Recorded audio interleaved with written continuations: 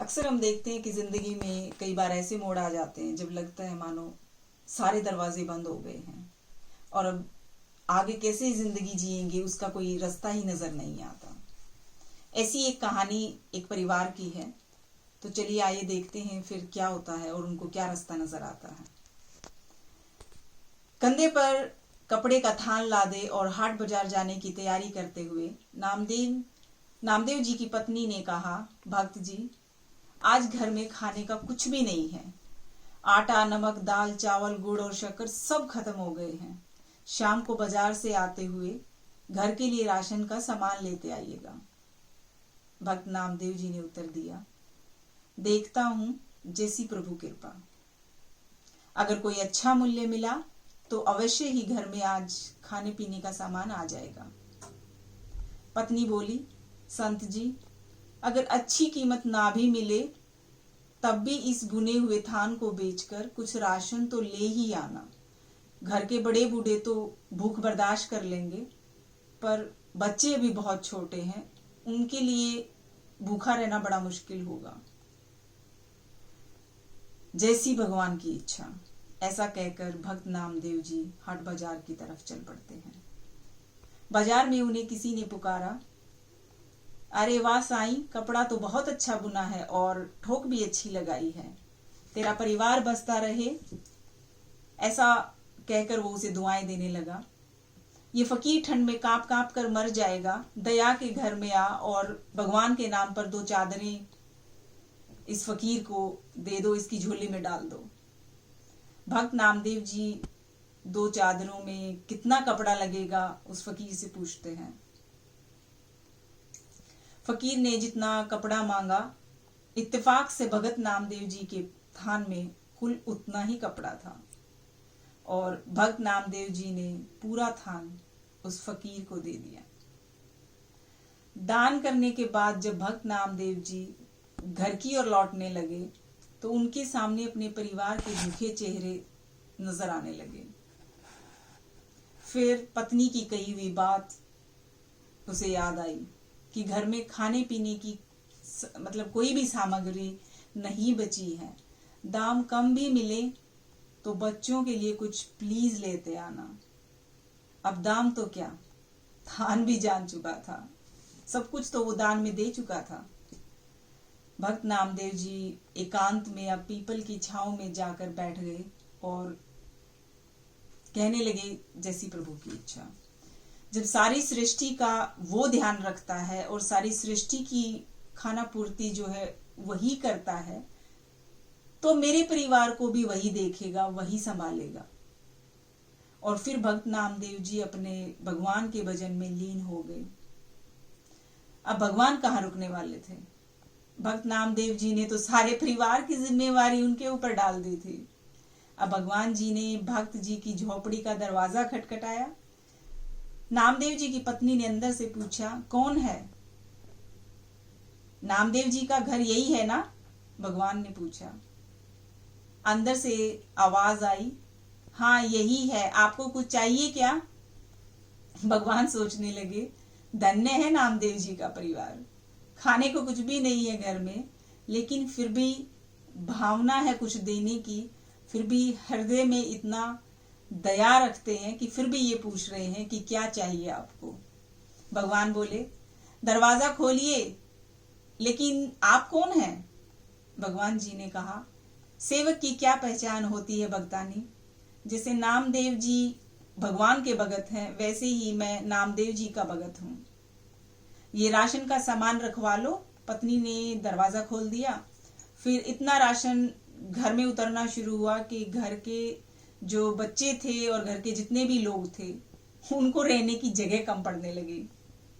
इतना सामान देखकर नामदेव जी ने भेजा है क्या, ऐसा उसकी पत्नी ने पूछा, क्योंकि उसे हैरानी हो रही थी कि आज इतना सामान कहां से आ गया। तो भगवान जी ने कहा, हाँ भक्तानी, आज नामदेव जी का थान सच्ची सरकार ने खरीदा है। जो नामदेव जी का सामर्थ्य था उसने दे दिया, और अब जो उसकी सच्ची सरकार का सामर्थ्य है देने का, अब वो दे रहा है। और जगह बताओ सामान कहाँ रखना है। सब कुछ आने वाला है। भगत जी ने कहा कि घर में और जगह तो कितनी है। उसकी पत्नी ने पूछा कि और कितना सामान है, अब शाम भी ढलने लगी है और रात का अंधेरा भी अब बढ़ने लगा है। सामान रखवाते रखवाते पत्नी अब थक चुकी थी। बच्चे भी घर में अमीरी आते देखकर बहुत खुश थे। वो कभी शक्कर निकालते, कभी गुड़ निकालते, तो कभी मेवे। मन बार बार उनका ललचा रहा था कि ये खाऊं, वो खाऊं या क्या खाऊं, उनको समझ ही नहीं आ रहा था। घर में पहली बार उन्होंने इतना सामान देखा था। भक्त नामदेव जी अभी तक घर नहीं पहुंचे हैं, पर सामान लगातार उतरना जारी था। आखिर पत्नी ने हाथ जोड़कर कहा, सेवक जी, अब बाकी का सामान जब संत जी घर आ जाएंगे तभी लेकर आना।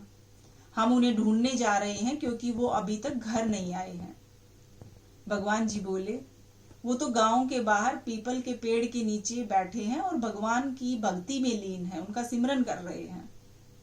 अब जो परिवार के सदस्य थे वो उनको देखने के लिए उसी ओर दौड़ पड़े, उधर ही भागने लगते हैं। उन्हें सामने देखकर एकदम से उनके मन में ख्याल आया, नामदेव जी के मन में ख्याल आता है कि शायद ये सब भूखे हैं और ढूंढते ढूंढते यहाँ तक मुझे आ गए हैं। इससे पहले कि संत नामदेव जी कुछ बोल पाते, उनकी पत्नी बोल पड़ी, कुछ पैसे बचा लेने थे ना। अगर थान अच्छे भाव में बिक गया था तो सारा सामान संत जी आज ही खरीद लेना था, कुछ बचा के रख लेते। भक्त नामदेव जी कुछ पल के लिए मानो स्तंभ रह गए हों। फिर बच्चों के खिलखिलाते चेहरे देखकर उन्हें एहसास हो गया कि जरूर मेरे प्रभु ने कोई खेल रचाया है, आज कुछ न कुछ लीला इन्होंने दिखाई है।